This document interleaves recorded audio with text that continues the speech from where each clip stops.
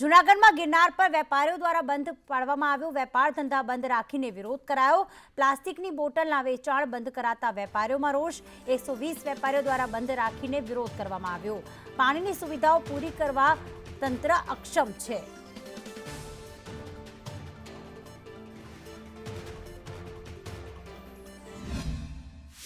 જૂનાગઢ ગિરનાર ઉપર પ્લાસ્ટિકના પ્રતિબંધને લઈને વેપારીઓમાં રોષ ફેલાયો છે અને આજે તમામ વેપારીઓ દ્વારા છે તે બંધ રાખવામાં આવ્યું છે। અત્યારે ગિરનાર પર્વત ઉપર જે છે એસોસિએશન એકત્રિત થયું છે અને આપણી સાથે વેપારીઓ છે તેની પાસેથી જાણશું।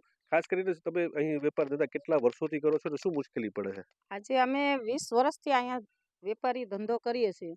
અમે પાણીની બોટલો વેચીએ છીએ, તો પાણીની બોટલો ઉપર પ્રતિબંધ મૂકાણો કે પ્લાસ્ટિક નહીં વેચવાનું, પ્લાસ્ટિક નહીં વેચવાનું, પ્રસાદી નહીં વેચવાની, પ્રસાદી નહીં વેચવાની, તો પ્રસાદી ના વેચીએ તો એમાં અહીંયા હવા લાગે એટલે ભેજ લાગે એટલે પ્રસાદી બગડી જાય। આપણી સાથે એસોસિએશનના પ્રમુખ છે તેમની પાસેથી જાણશું શું છે તમારી રજૂઆત અને શું મુશ્કેલીઓ પડતી હોય છે? રજૂઆત તો સાહેબ અમે બધી કોમ્પ્રોમાઇઝ કરવા સરકાર સાથે જ હતા, પણ સરકારને થોડુંક અમારું સાંભળવું પડે ને કે અમે ધંધો કરી શકીએ। કારણ અમને પાણીનું ઓપ્શન છે કે પાણી છે જ નહીં ઉપર, 5 લીટરના કેરબા આપ્યા છે, પણ કઈ રીતે ભરવા અમારે?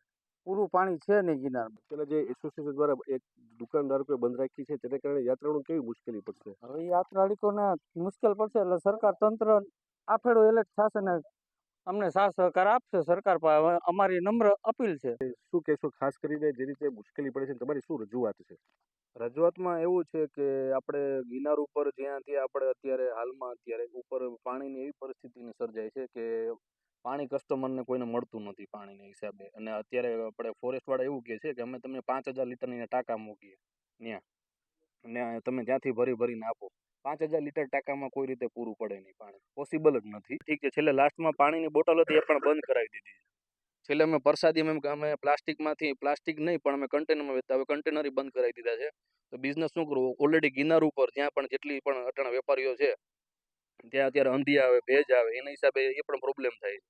તો જે રીતે પાણીની પાઇપલાઇન નથી તેમ છતાં પણ પાણીની વ્યવસ્થા કરવા માટે તંત્ર ક્યાંક ને ક્યાંક ઊણું ઉતરતું લાગે છે અને વેપારીઓ આજે 120 જેટલા વેપારીઓ બંધ રાખી અને પોતાનો વિરોધ નોંધાવ્યો છે અને પ્લાસ્ટિક ઉપર જે બેન્ડ મૂકવામાં આવ્યું છે તેમાં હળવો કરવામાં આવે તેવી માંગણી કરવામાં આવી છે। કેતરજા સંદેશ ન્યૂઝ, જૂનાગઢ।